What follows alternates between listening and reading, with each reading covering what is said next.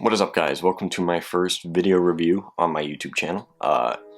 Yeah, I'm gonna need some feedback on this one because I haven't done this before, so any feedback, suggestions, constructive criticism is all welcome and appreciated. So if you want to message me or leave a comment, much appreciated. Thank you very much. Thank you for watching. So yeah, let's get started. So today I'm going to be talking about The Trial of the Chicago 7, which was written and directed by Aaron Sorkin.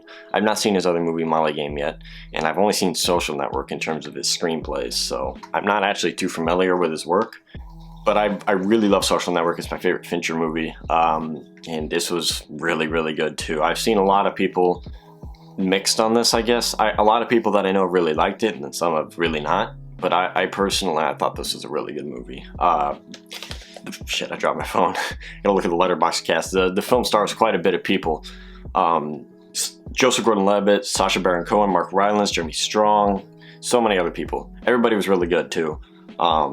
Especially Eddie Redmayne. I'm bad with names, guys. I'm sure you know this by now, but he was in Fantastic Beasts, and I really liked him in that. Even the second one, I thought he was pretty good in, even though I wasn't a fan of that film in general. He was really good in this movie as well. Everybody was, but him in particular, I thought really gave a really good performance. As did I'm gonna butcher this. I can't even. I'm not even gonna try because I know I'm gonna butcher it. But the Black Manta from Aquaman, he was in Watchmen, Striking Vipers. He's a really good actor. I'm gonna learn how to say his name too for next time, but really good actor. He was really great in this. It shows how much range he has. Honestly, if I didn't know any better, I wouldn't even recognize him, I don't think.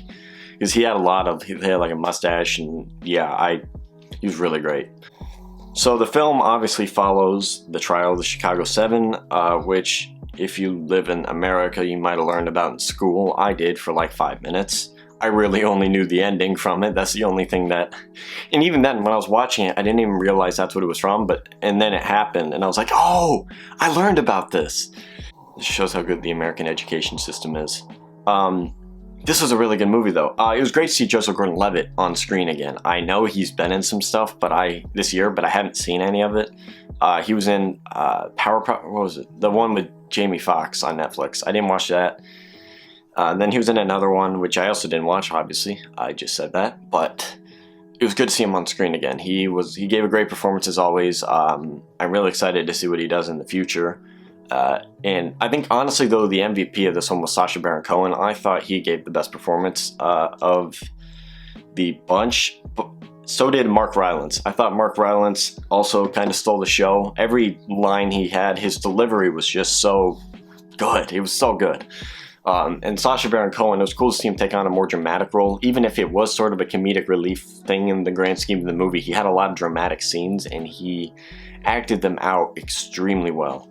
He did a really, really great job. And Sorkin's screenplay obviously was phenomenal. The snappy dialogue that I've come to expect from... I've seen clips from his other films and shows, and I've come to expect like the snappy dialogue, and you know what? He came in clutch. I love court movies, so...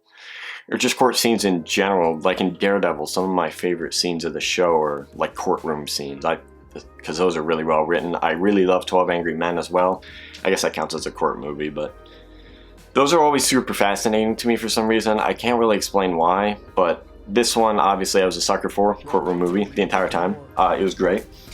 And it was kind of messed up as well. There was a lot of really whack stuff that happened. This was a really messed up case. And it's based off a true story as well. And I won't spoil anything that happens if you haven't seen it, don't worry. But I do have a couple criticisms that I just want to get out of the way first. My biggest, well, I don't know if it's my biggest one, but, you know, yeah, my biggest one would probably be that it was a little cliche at times. And it's not the events that happened because they're real. You can't just change those. I mean, you can tweak them, but like the big beats have to happen. And I guess just the presentation of it felt a little too polished to me at times. Specifically a part near the end, it felt a little over dramatic to me. It's that scene at the end that felt like parts of that felt a little bit like polished and Hollywoodized. And I think that was mostly just because of the direction, if I'm being honest, which I'm not sold on Sorkin as a director entirely. A lot of it was actually really good. I thought it had a crisp style to it. There was a really nice one take, like a long shot in the courtroom, which I thought was really neat. But I think this movie could have been a masterpiece if somebody like Fincher had helmed it. And I'm just saying that because, like, Social Network, but it's just an example. It could have been a number of people, but I think that could have helped the movie in the long run. Not that Sorkin did a bad job. He did a really solid job, I thought. Just here and there, I thought it was a bit spotty. On the direction, I really, and this is a problem I have with a lot of movies, but this one in particular, I don't like when period pieces like this are shot in such like an overtly digital way. It's shot on digital, obviously, normally that wouldn't be a critique. I think like a lot of people, oh, it's not shot on film, so it's bad. I think that's a dumb complaint. But with this one, it was actually sort of distracting because it's intercut with news footage or like footage that people took at the scene, which is obviously, it was in the 60s, so shot on film, really grainy film. So cutting in between that and this really sharp digital look, I didn't think worked.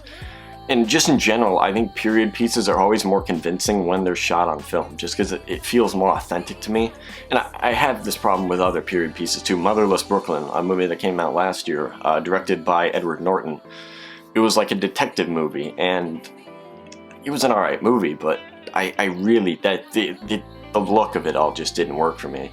Especially when you have like the jazz soundtrack behind it, and it's just a super like sharp digital modern look, and that doesn't work for me with period pieces. And it was the same way with this. It's not a big deal to me, but it is a little bit distracting.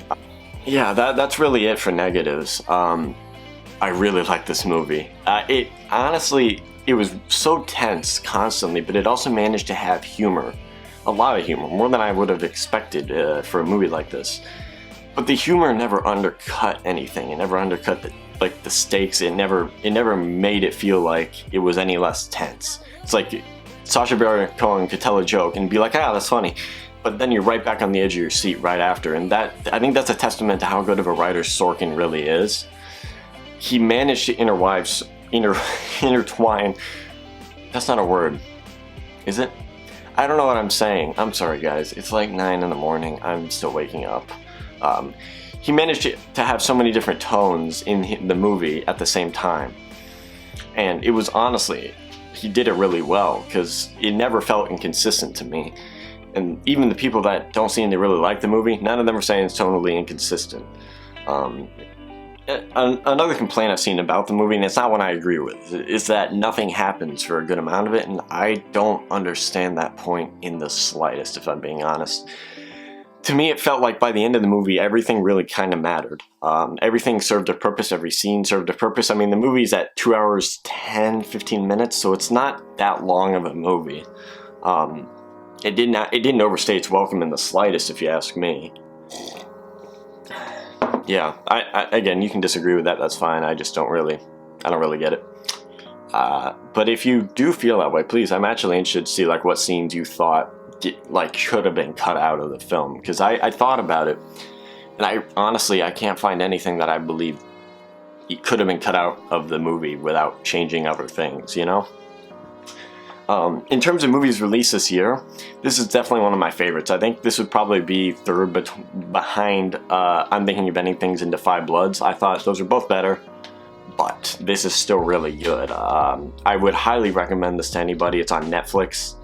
It almost it had such a grand scale to it that I almost wish I saw this in a theater, which obviously isn't really possible right now, but would have been nice. But yeah, let me know your guys' thoughts below. I have more reviews coming soon. I'm gonna review Tenet. Yeah, it's been 2 weeks since I've seen it, so I've had enough time to process it. I want to also review The Mandalorian Season 1 before Season 2 starts coming out, and then I'll review each one of those weekly. So yeah, thank you guys for watching. If you're not subscribed, you should do that. It'd be pretty cool. Yeah, that's it. Thank you guys for watching, and I'll see you guys on the next review. Okay guys, so it occurs to me I forgot to give this thing a rating. I would give this a solid A- actually. Really good. Recommend it. I'll see you guys later.